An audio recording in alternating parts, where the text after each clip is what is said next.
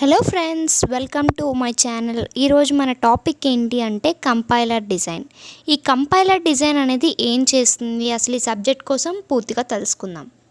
ఈ కంపైలర్ అనేది ఏంటి అంటే హై లెవెల్ లాంగ్వేజ్ని మెషిన్ లెవెల్ లాంగ్వేజ్ కింద కన్వర్ట్ చేయడానికి యూజ్ చేస్తారు. ఇక్కడ హై లెవెల్ లాంగ్వేజ్ అంటే ఏంటి అంటే ఎవరైతే యూజర్ ఉన్నారో, ఎవరైతే డెవలపర్ ఉన్నారో వాళ్ళు డెవలప్ చేసే లాంగ్వేజ్ని హై లెవెల్ లాంగ్వేజ్ అంటాం.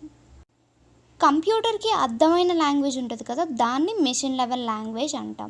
ఇక్కడ కంపైలర్ ఏం చేస్తుందంటే యూజర్ అనేవాడు క్రియేట్ చేసిన వాటిని మెషిన్లోకి కన్వర్ట్ చేస్తుంది, మెషిన్ లాంగ్వేజ్కి కన్వర్ట్ చేస్తుంది. ఈ కంపైలర్ యూజ్ చేసుకొని ప్రోగ్రామ్ ఏదైనా మనం డెవలపర్ ద్వారా ప్రోగ్రామ్ వస్తుంది కదా, ఆ ప్రోగ్రాంలోని ఏదైనా ఎర్రర్స్ ఉంటే డిస్ప్లే చేస్తుంది ఈ కంపైలర్. దీని మెయిన్ పర్పస్ ఏంటి అంటే ఒక లాంగ్వేజ్ నుంచి ఇంకో లాంగ్వేజ్లోకి మనం రాసిన కోడ్ని కన్వర్ట్ చేస్తుంది. ఈ కన్వర్సేషన్ అనేది 2 పార్ట్స్లో జరుగుతుంది. ఒకటి కంపైలర్కి ఇస్తుంది సోర్స్ ప్రోగ్రామ్ని ఆబ్జెక్ట్ ప్రోగ్రామ్ కింద కన్వర్ట్ చేస్తుంది. నెక్స్ట్ ఆబ్జెక్ట్ ప్రోగ్రామ్ అనేది అసెంబ్లర్ తీసుకొని టార్గెట్ ప్రోగ్రామ్ని జనరేట్ చేస్తుంది. ఇది 2 phases. ఇలా 2 స్టెప్స్లో కంపైలేషన్ జరుగుతుంది. ఈ కంపైలేషన్ కొంచెం డీటెయిల్గా వెళ్తే వీటిలో 6 phases ఉన్నాయి. 6 phases కోసం మీకు ఇప్పుడు డీటెయిల్గా చెప్తాను. ప్రతి ఫేజ్లోని ఒక ఇన్పుట్ సోర్స్ ప్రోగ్రామ్ తీసుకొని వేరే రిప్రజెంట్లోకి మారుస్తుంది, వేరే రిప్రజెంటేషన్ కోడ్ అనేది జనరేట్ చేస్తుంది. ఇప్పుడు ఇక్కడ ఫస్ట్ ఫేజ్ లెక్సికల్ అనలైజర్, నెక్స్ట్ది syntax analyser, third one semantic analyser, intermediate code generator, code optimisation, code generation, లాస్ట్లో టార్గెట్ ప్రోగ్రామ్ అనేది జనరేట్ అవుతుంది. ఫస్ట్ లెక్సికల్ అనాలిసిస్కి వస్తే ఇదేం చేస్తుంది అంటే ఇది ఫస్ట్ ఫేజ్ కంపైలేషన్ ప్రాసెస్లోని సోర్స్ కోడ్ ఏదైతే ఉందో అది తీసుకొని మనకి టోకెన్స్ కింద కన్వర్ట్ చేస్తుంది ఆ సోర్స్ కోడ్ని. ఈ టోకెన్స్నే మనం లెగ్సీమ్స్ అని కూడా అంటాం. ఇలా టోకెన్స్ కింద కన్వర్ట్ అయ్యింది సోర్స్ ప్రోగ్రామ్కి ఏ డిఫరెన్స్ అనేది ఉండదు, రెండు సేమే, కాకపోతే ఇక్కడ టోకెన్స్ కింద కన్వర్ట్ అయితే అవుతుంది. ఈ లెక్సిమ్సే మనం టోకెన్స్ అని కూడా అంటాం. Next phase syntax analysis. ఈ సింటాక్స్ అనాలిసిస్ ఏంటి అంటే ముందు లెక్సికల్ అనాలిసిస్లోని జనరేట్ అయిన టోకెన్స్ని ఒక పార్స్ ట్రీ కింద కన్వర్ట్ చేస్తుంది. ఇక్కడ ఇంకో ప్రాసెస్ కూడా జరుగుతుంది. ఆ టోకెన్స్ అనేవి కరెక్ట్గా ఉన్నాయా లేదా, దాని సింటాక్స్ అంతా కరెక్ట్గా ఉందా లేదా అని కూడా చెక్ చేస్తుంది. Next phase semantic analysis. ఈ సిమాంటిక్ అనాలిసిస్ అనేది థర్డ్ ఫేజ్ అనమాట. ఇక్కడ ఏం చేస్తుంది అంటే ఇచ్చిన పార్స్ ట్రీ అనేది లాంగ్వేజ్ రూల్స్ ఫాలో అవుతుందా లేదా, ఆ ఐడెంటిఫైర్స్ అన్నీ కరెక్ట్గా ఉన్నాయా లేదా, ఎక్స్ప్రెషన్స్ కరెక్ట్గా ఉన్నాయా లేదా, ఇలా చెక్ చేస్తుంది. ఇది semantic analysis. Next intermediate code generation. ఇది మిడిల్ లెవెల్ అనమాట, కంపైలేషన్ ఫేజెస్లోని మిడిల్ది ఇది. సో ఇది ఇంటర్మీడియట్ కోడ్ జనరేషన్. దీంట్లో ఏం జరుగుతుంది అంటే సోర్స్ కోడ్ అనేది ఇంటర్మీడియట్ కోడ్ కింద కన్వర్ట్ అవుతుంది. ఈ ఇంటర్మీడియట్ కోడ్ అనేది జనరేట్ అయింది హై లెవెల్ లాంగ్వేజ్ నుంచి లో లెవెల్ మిషన్ లాంగ్వేజ్ మధ్యలో ఉంటుంది. ఇలా వచ్చిన ఇంటర్మీడియట్ కోడ్ని మనం టార్గెట్ కోడ్ కింద కన్వర్ట్ చేయొచ్చు. నెక్స్ట్ వచ్చేసి కోడ్ ఆప్టిమైజేషన్లో ఇది ఆప్షనల్ ఫేజ్ అనమాట. ఇంటర్మీడియట్ కోడ్ని ఇది ఇంప్రూవ్ చేస్తుంది. సో అప్పుడు మనకి ఫాస్ట్గా ఆన్సర్ అనేది వస్తుంది, ప్రోగ్రామ్ని ఫాస్ట్గా రన్ చేస్తుంది. దీనికి ఎక్కువ స్పేస్ కూడా తీసుకోదు. కోడ్లో ఏమైనా అన్నెసెసరీ లైన్స్ కానీ అరేంజ్మెంట్ ఏదైనా తేడా ఉంటే, సీక్వెన్స్ ఆఫ్ స్టెప్స్ ఉన్నాయి అంటే ఆల్రెడీ రిపీట్ అయిపోయినవి, అలాంటివన్నీ రిమూవ్ చేసేస్తుంది code optimisation. Next code generation, last step అనమాట. ఇది ఇంటర్మీడియట్ కోడ్ నుంచి తీసుకొని అది టార్గెట్ మిషన్ కోడ్ కింద కన్వర్ట్ చేస్తుంది. ఇది కోడ్ జనరేటర్. ఇదేం చేస్తుంది, ఇంటర్మీడియట్ కోడ్ని పూర్తిగా మిషన్ కోడ్లోకి ఒక స్పెసిఫైడ్ కంప్యూటర్లోకి మారుస్తుంది. ఇప్పుడు వీటిని డీటెయిల్గా మీకు ఎక్స్ప్లెయిన్ చేస్తాను. ఈ వీడియో లాస్ట్ వరకు చూడండి, మీకు ప్రతి స్టెప్ టు స్టెప్ అర్థమవుతుంది, చూస్తూనే ఉండండి. మొత్తం చూస్తే మీకు డీటెయిల్గా అర్థమవుతుంది ఫేజెస్ అనేవి ఏం జరుగుతుందో అంతా. ఫస్ట్ ఇది వచ్చేసి సోర్స్ కోడ్, మనం ఏదైతే ఇస్తున్నామో అది సోర్స్ కోడ్. నెక్స్ట్ అది లెక్సికల్ అనలైజర్లోకి వెళ్తుంది. ఆ సోర్స్ కోడ్ అనేది లెక్సికల్ అనలైజర్లోకి వెళ్ళాక అది టోకెన్స్ కింద కన్వర్ట్ చేస్తుంది. ఈ ID1, ID2, ID3, ID4 ఇవన్నీ కూడా టోకెన్స్ అనమాట. నెక్స్ట్ సింటాక్స్, ఆ టోకెన్స్ సింటాక్స్ అనలైజర్ తీసుకుంటుంది.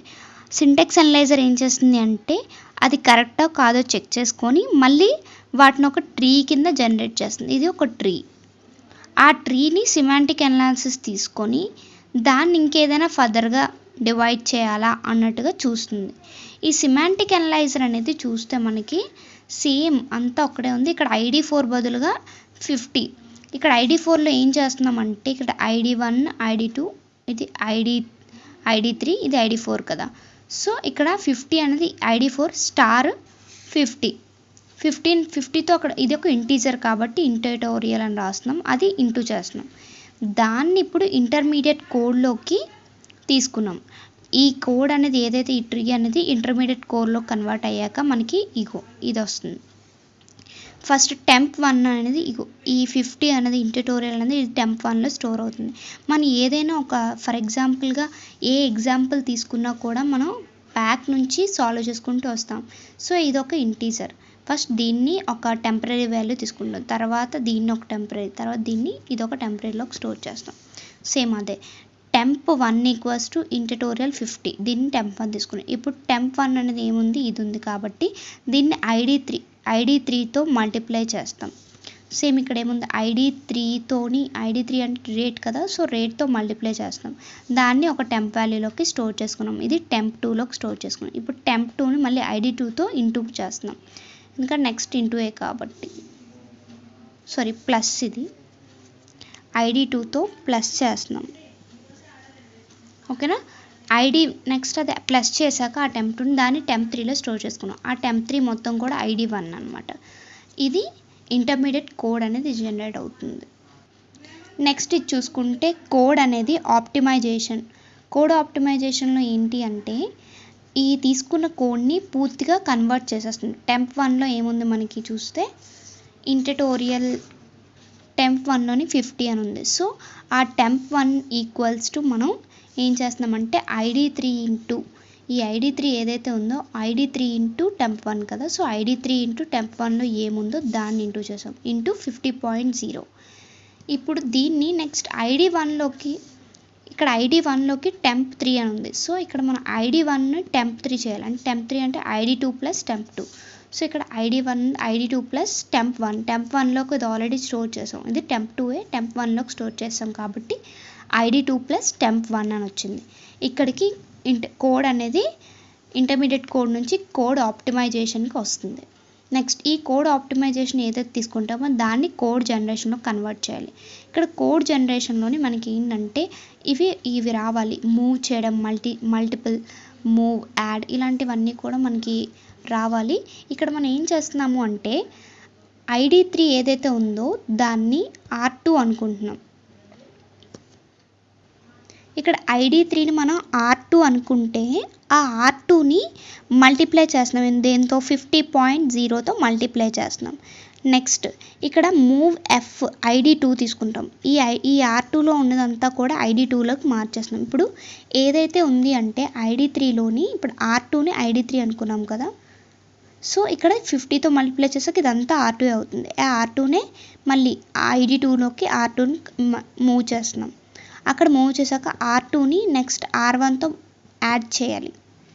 అలా యాడ్ చేశాక అప్పుడు యాడ్ R2, R1 ఈ రెండింటిని యాడ్ చేస్తాం.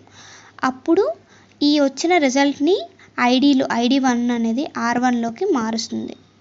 మూవ్ R1 ID1 కింద ఇదంతా కూడా ID1లోకి స్టోర్ అవుతుంది.